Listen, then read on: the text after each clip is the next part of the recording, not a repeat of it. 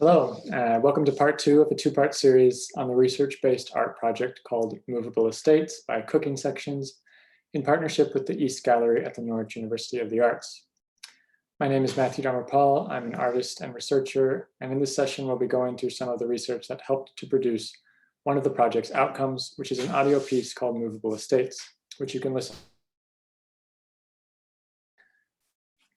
Last time we discussed the section drawing as a useful tool for interrogating the built environment through the projection of spaces, forms, and assemblies. And following the presentation in this session, we will begin to think about mapping movement through drawing. So I'm going to share my screen for the research component of this presentation.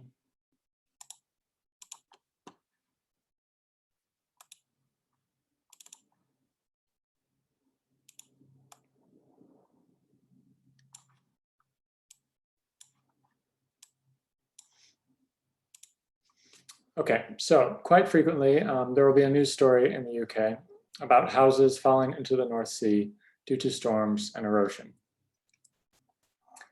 A quite famous example of this happening is in Haysborough, where in the past few decades, there have been really large swatches of agricultural lands and houses and various structures falling into the sea. It's really been accelerating in the past few decades. We started to look into a kind of longer history of coastal erosion in East Anglia, and we actually found that a consistent coastline was the exception rather than the rule.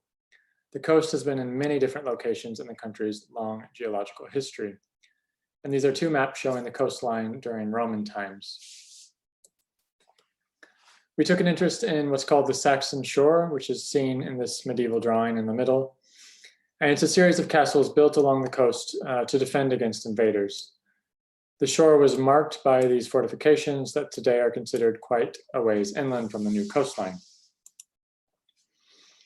We were really lucky to visit some of these amazing historic structures. And again, at the time of their construction, they were at the edge of the shoreline, but now you can find them in many different locations inland.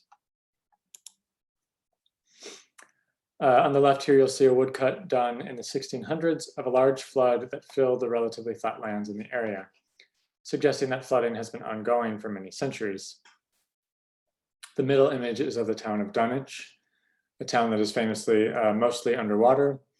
And you can see in this drawing how there are many different shorelines drawn, one here in 1587, one in 1450, and one in 1300.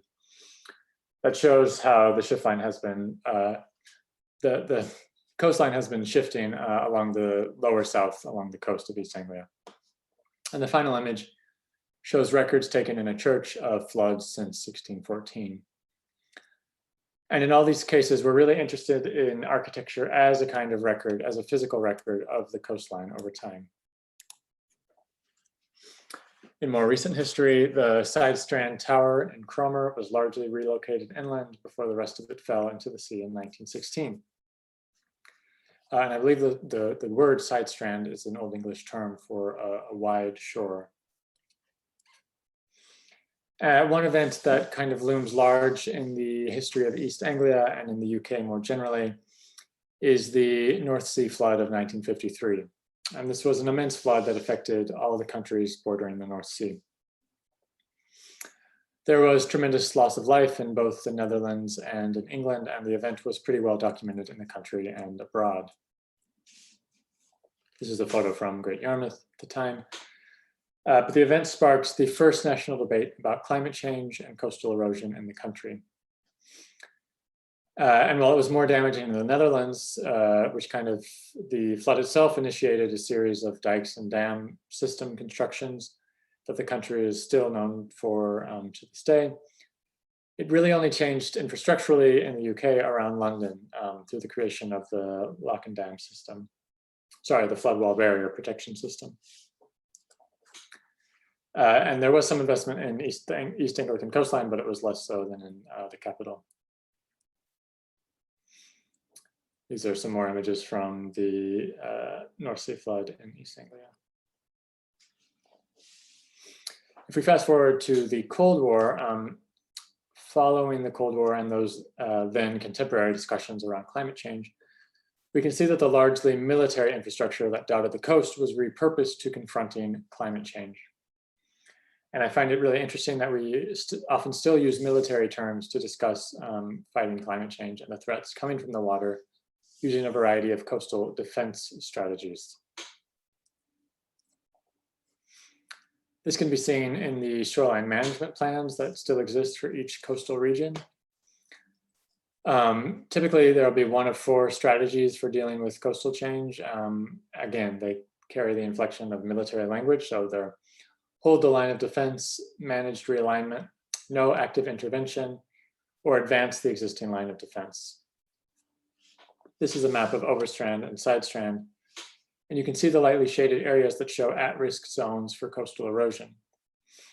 They're pretty striking documents, and you can find them online for every section of the coast, and I encourage you to look them up. Excuse me.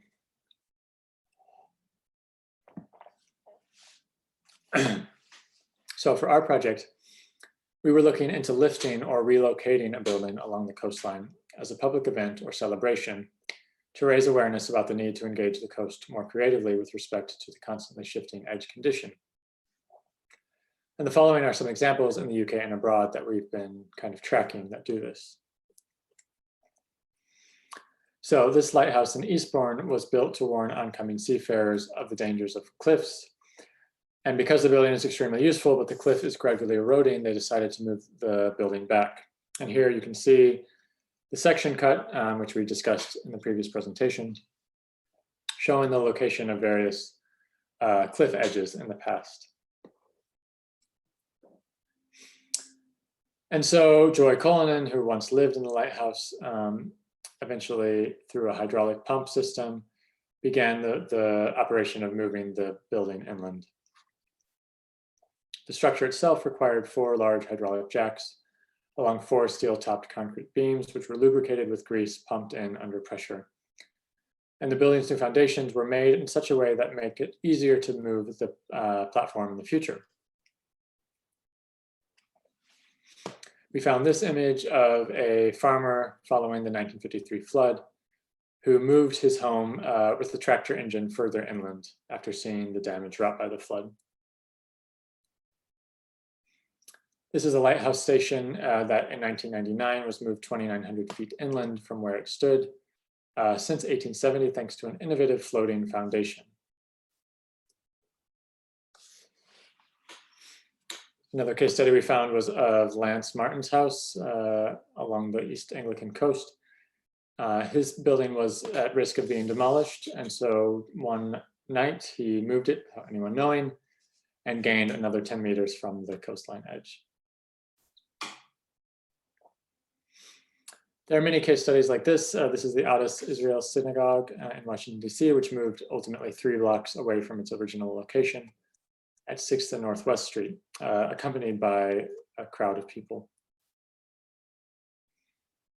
This is a hilltop village on the US-Canadian border, which grew to more than double its size, when about 900 people in total were seen watching a bunch of oxen move an old schoolhouse back to its original location. This is a very iconic postmodern house design that was slated for demolition, but ultimately saved and relocated by a group of architects. It was documented in a documentary film about its relocation. The Wong Kung Temple in Taiwan was moved by the community 160 meters from where it originally stood. But because of long-standing traditions in Feng Shui as regards religious buildings, the movement had to happen along a particular orientation and had to be choreographed and follow certain aesthetic principles. And in this event, we could see 1,000 people engaged in a massive relocation event, which changed many people's attitudes toward the kind of popularity of architecture. Similarly, in Perak, Indonesia, it is still a tradition to move houses due to a death or birth in a family and changes in ownership. And so the homes are made with pillars beneath the house that can easily be lifted and adjusted to different foundations. In this example, we saw about 150 people move a home some 150 meters away. On an island off the southern coast of Chile, it's tradition to move homes with cattle.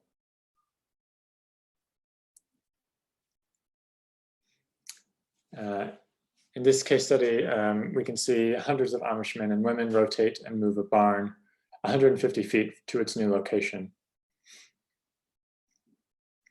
And then really this whole thing happens in just a few minutes. It's highly choreographed and precise, but takes on a kind of cultural dimension, a celebratory dimension.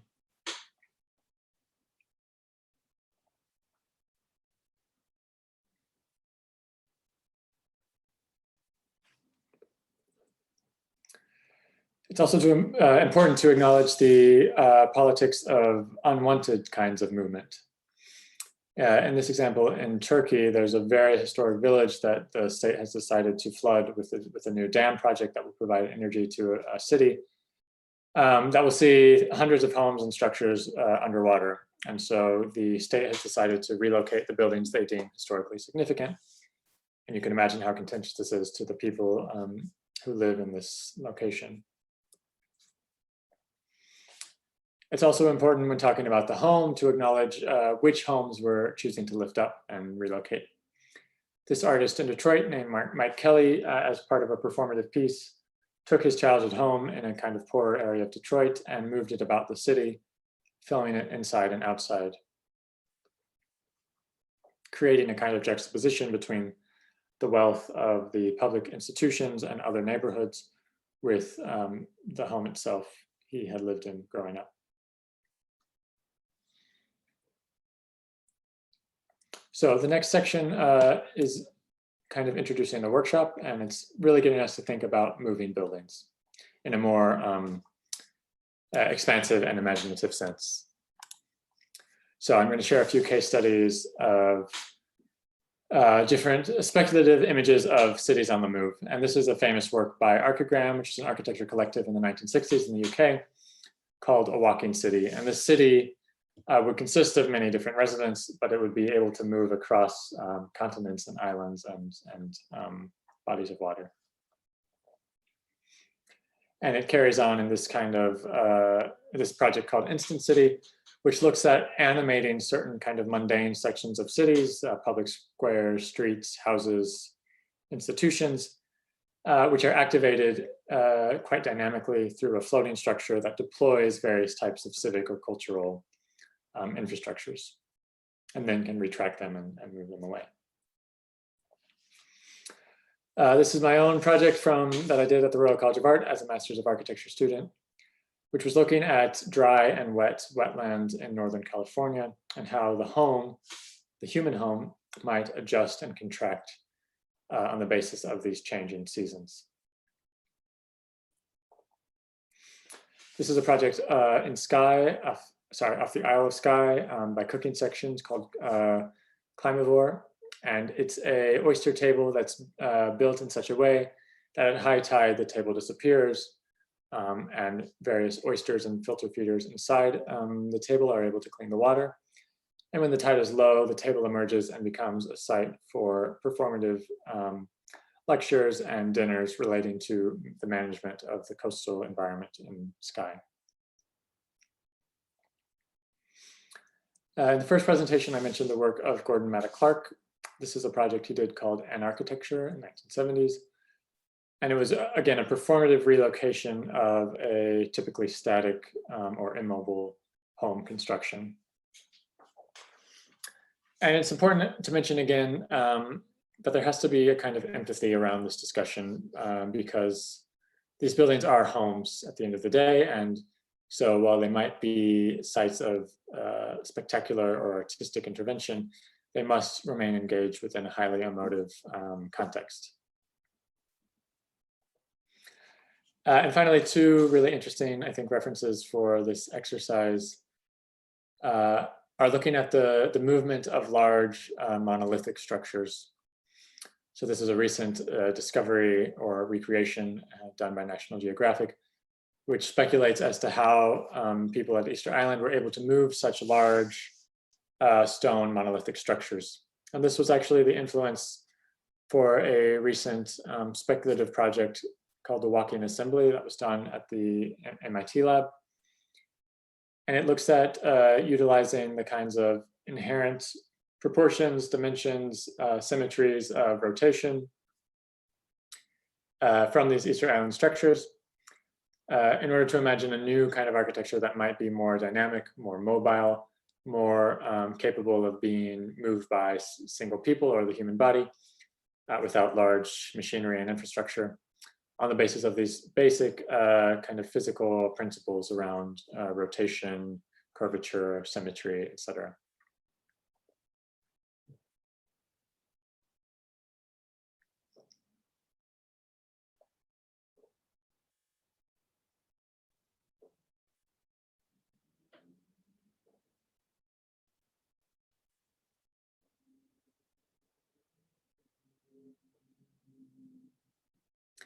And we can start to think about a larger construction almost as a puzzle piece of various components and more or less dynamic aspects of building.